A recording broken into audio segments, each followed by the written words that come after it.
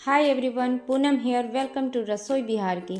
आज मेरे रसोई में बन रही है मुंह में घुल जाने वाली गुलाब जामुन, जो कि होली स्पेशल वीडियो है। अब इस वीडियो को देखने के बाद ना तो आपकी गुलाब जामुन फटेगी, ना ही किसी तरह की बीच में गुठली रहेगी। बिल्कुल आसान टिप्स और ट्रिक्स से मैं बनाऊंगी ये ट्रेडिशनल गुलाब जामुन। तो चलते हैं अपने रसोई के तरफ। मैं ली हूँ 100 ग्राम खोआ और 80 ग्राम पनीर। अगर कप से मेज़र करें तो 1 कप खोआ और 3/4 कप पनीर। इन दोनों को हथेलियों से इसी तरह से अच्छे से मसल कर चिकना करना है। इसमें करीबन हमें 5 से 10 मिनट टाइम लग जाते हैं। और या फिर आप ऐसे समझें कि जब तक आप उसे मसलें, जब तक कि उसमें से चिकनाई ना बाहर आ जाए, तब तक हम उसे अच्छे से मैश करेंगे, इसी तरह से बिल्कुल हथेलियों से।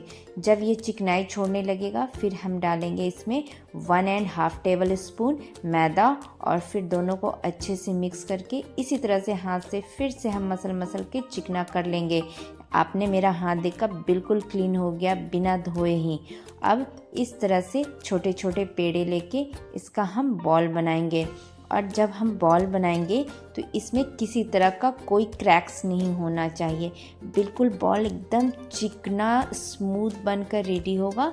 तो मैं इससे भी समझ जाएंगे कि हाँ, हमारा डो बन के बिल्कुल रेडी हो गया। आप देख सकते हैं कि मेरा बॉल बिल्कुल चिकना है, किसी तरह का कोई क्रैक्स नहीं है। तो यहाँ पे आप समझ जाइएगा कि हाँ, हमारा डो बन के बिल्कुल रेडी है। और इसमें आप स्टफिंग भी कर सकते हैं ड्राई फ्रूट्स का। तो और फिर हम बनाते हैं इसकी चाशनी।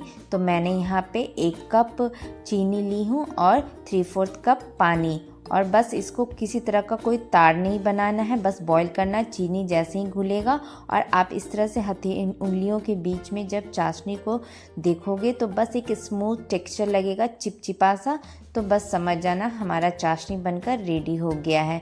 और फिर मैं यहाँ पे ली हूँ कुकिंग ऑयल और उसे मीडियम हॉट कर ली हूँ। और फिर लो फ्लेम करके और सारे गुलाब जामुन इसी तरह से डाल देंगे और बगैर छुए इसे।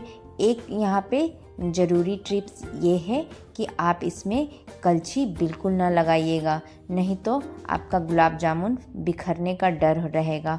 तो आप इसी तरह से धीरे धीरे कढ़ाई को हिलाइएगा, तो इससे आपकी गुलाब जामुन जलेगी भी नहीं और बिल्कुल अच्छे से वो घूमता रहेगा। तो और उसके जैसे ही आपका लगे कि हाँ, गुलाब जामुन थोड़ा सेट हो गया है, तब आप इस तरह से छन्ने से इसे थोड़ी थोड़ी हिलाते रहेंगे और इसे छोड़ना नहीं है, कंटिन्यूअस हम हिलाते रहेंगे। और देखिए कितना अच्छा कलर आ गया है। हम इसे लो टू मीडियम फ्लेम पे सारा काम करेंगे और हम तब जानेंगे जब तेल के ऊपर हमारा गुलाब जामुन तैरने लगेगा, तो हम समझ जाएंगे हमारा गुलाब जामुन पक के रेडी हो गया फ्राई होकर। और बिल्कुल इसी तरह से गरम गरम गुलाब जामुन गरम गरम चाशनी में हम डालते जाएंगे। गुलाब जामुन ठंडा भी आप एक बार भी पूरे छान कर डाल सकते हो चाशनी में, लेकिन हाँ, चाशनी हमारी ज़रूर गरम रहनी चाहिए, तभी हमारा गुलाब जामुन अच्छे से फूल पाएगा, नहीं तो उसमें गुठली रहने की डर रहती है। तो आप इस चीज़ को ज़रूर ध्यान रखिएगा कि हमारी चाशनी, तभी गुलाब जामुन डालना है चाशनी में जब हमारा चाशनी गर्म रहेगा। ठंडे चाशनी में हमें गुलाब जामुन नहीं डालनी है। और फिर बाकियों के गुलाब जामुन भी हमने इसी तरह से अच्छे से फ्राई कर ली हूँ।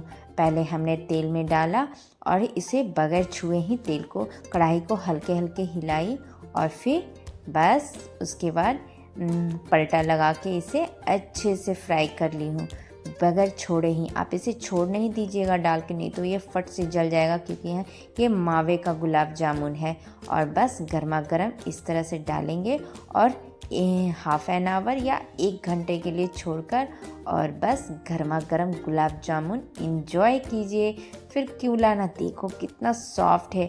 आप मैं इस तरह से उंगलियों से दबा रही हूँ तो आपको पता चल रहा होगा कि कितना सॉफ्ट गुलाब जामुन बनकर रेडी हुआ।